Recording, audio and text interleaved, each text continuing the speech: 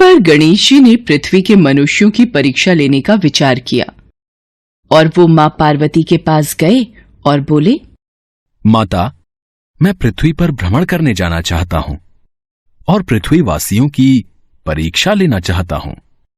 ठीक है पुत्र गणेश, जैसा तुम उचित समझो। पृथ्वी भ्रमण के लिए मैं एक बालक का रूप ले लेता हूं। बाल गणेश को तो लीला धरनी थी, इसलिए उन्होंने एक बालक का रूप बना लिया और अपने एक हाथ में चम्मच में दूध ले लिया और दूसरे हाथ में एक चुटकी चावल ले लिए और गली गली घूमने लगे।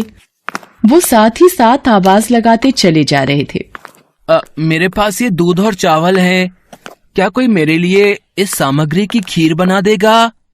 कोई भी बाल गणेश पर ध्यान नहीं दे रहा था, बल्कि लोग उन पर हंस रहे थे। अरे कोई नासमझ बालक दिखाई पड़ता है। हाँ भैया, तभी तो ये चम्मच में दूध और चुटकी चावल लिए घूम रहा है। भला इसकी खीर कैसे बनेगी? गणेश बाल रूप में लगातार एक गांव के बाद दूसरे गांव में इसी तरह चक्कर लगाते हुए पुकारते जा रहे थे, पर कोई खीर बनाने के लिए तैयार नहीं था। सुबह से शाम हो गई, गणेश जी लगातार घूमते रहे।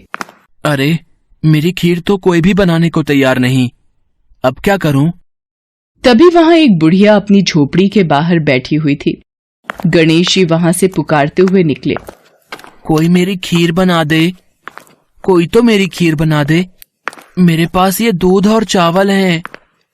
बुढ़िया बहुत कोमल हृदय वाली स्त्री थी। उसने गणेश जी से कहा, बेटा ला, इधर ला खीर का सामान, मैं तेरी खीर बना देती हूँ। माई, अपने घर में से दूध और चावल लेने के लिए बर्तन ले आओ। ठीक है बेटा, रुक, मैं अभी बर्तन लेकर आई। बुढ़िया एक कटोरी लेकर जब झोपड़ी के बाहर आई तो गणेश जी ने कहा, माई ये बर्तन छोटा है, अपने घर का सबसे बड़ा बर्तन लेके आओ। बेटा, बड़ा बर्तन क्या करेगा, जरा से तो दूध और चावल है। अच्छा रुक, लाती हूँ। बुढ़िया को थोड़ी झुंझलाहट हुई, पर उसने कहा, चलो बच्चे का मन रख लेती हूँ, और अंदर जाकर वो अपने घर का सबसे बड़ा पतीला लेकर बाहर आई। गणेश जी ने चम्मच से दूध पतीली में उड़ेलना शुरू किया। तब बुढ़िया के आश्चर्य की सीमा न रही। ये क्या चमत्कार है प्रभु, कुछ समझ नहीं आ रहा। बुढ़िया ने जब देखा दूध से पूरा पतीला भर गया है, एक के बाद एक वो सारे बर्तन झोपड़ी से बाहर लाती गई और उसमें गणेश जी दूध भरते चले गए। इस तरह से घर के सारे बर्तन दूध से लबालब भर गए। इसके पश्चात गणेश जी बुढ़िया से बोले, माई, मैं स्नान करके आता हूँ, तब तक तुम खीर बना लो, मैं वापस आकर खाऊंगा।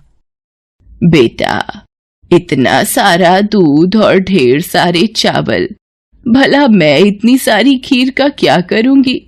माई, आज तुम सारे गांव को दावत दे दो, मैं चाहता हूँ तुम्हारे हाथ की खीर का स्वाद पूरा गांव चखे। ठीक है बेटा, मैं गांव वालों को न्योता दे देती हूँ।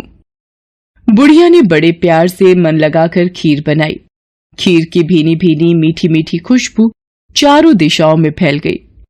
खीर बनाने के बाद वो हर घर में जाकर खीर खाने का न्योता देने लगी। आज मेरे घर खीर का प्रसाद बनेगा, आप सब चखने जरूर आना। अम्मा, तुम इतने लोगों को खीर कैसे खिलाओगी, कुछ समझ में नहीं आ रहा। ठीक है अम्मा, हम आ जाएंगे। लोग बुढ़िया पर हंस रहे थे। बुढ़िया के घर में खाने को दाना नहीं और ये सारे गांव को खीर खिलाने की दावत दे रही है। चलो चलकर देखते हैं भाई, कौन सी खीर बुढ़िया माई खिलाने वाली है। चलो चलो। धीरे धीरे लोगों की भीड़ बढ़ने लगी। लोग खीर की खुशबू से खींचे चले आ रहे थे। सारा गांव बुढ़िया के घर में इकट्ठा हो गया। जब बुढ़िया की बहू सुमन को दावत की बात मालूम हुई, तब वो बुढ़िया के पास वापस आने से पहले ही वहां पहुंच गई। उसने खीर से भरे पतीलों को जब देखा तो उसके मुंह में पानी आ गया। ये माँ जी ने इतनी सारी खीर आखिर बनाई कैसे? पर अभी तो खीर की खुशबू इतनी अच्छी लग रही है कि कुछ और सोचने की जगह मन कर रहा है बस जल्दी से इस खीर को खा लूं।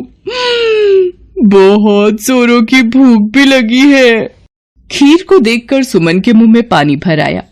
एक कटोरी में खीर निकालकर वो दरवाजे के पीछे बैठकर खाने की तैयारी करने लगी। इसी बीच खीर कटोरी में डालते हुए कुछ बूंदें नीचे गिर गई और गणपति जी को भोग लग गया। वो प्रसन्न हो गए। अब पूरे गांव को खाने की दावत देकर बुढ़िया वापस अपने घर आई तो उसने देखा, अरे बेटा तू आ गया स्नान करके, खीर तैयार है। चल बेटा, मैं तुझे गरम गरम खीर परोस देती हूँ। माई, भोग तो लग चुका है। तुम्हारी बहू ने मुझे खीर का भोग दे दिया। मेरा पेट पूरी तरह से भर गया है। मैं तृप्त हूँ।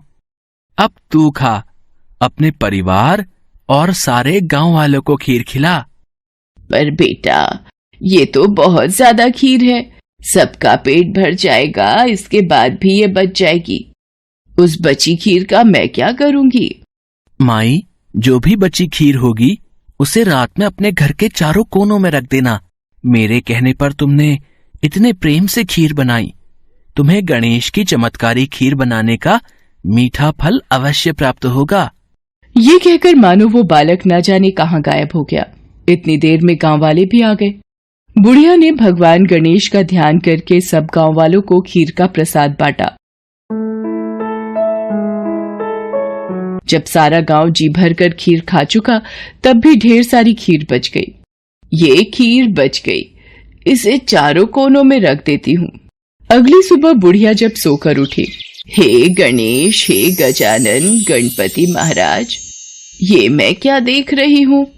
पतीलों में खीर के स्थान पर हीरे जवाहरात और मोती भर गए हैं। विघ्नहर्ता गणेश जी, उस बालक के रूप में स्वयं आप ही आए थे।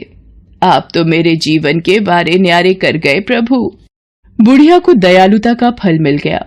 उसकी सारी दरिद्रता दूर हो गई और वो आराम से रहने लगी। बुढ़िया ने गणपति जी का एक भव्य मंदिर बनवाया और साथ में एक बड़ा सा तालाब भी खुदवाया। इस तरह उसका नाम दूर दूर तक प्रसिद्ध हो गया। उस जगह वार्षिक मेले लगने लगे। लोग गणेश जी की कृपा प्राप्त करने के लिए उस स्थान पर पूजा करने और मान्यताएं मानने के लिए आने लगे। भगवान गणेश को विघ्नहर्ता और सुखकर्ता कहा गया है। वो अपने भक्तों के जीवन की सारी कठिनाइयों को दूर करके सुख, शांति, समृद्धि और वैभव प्रदान करते हैं।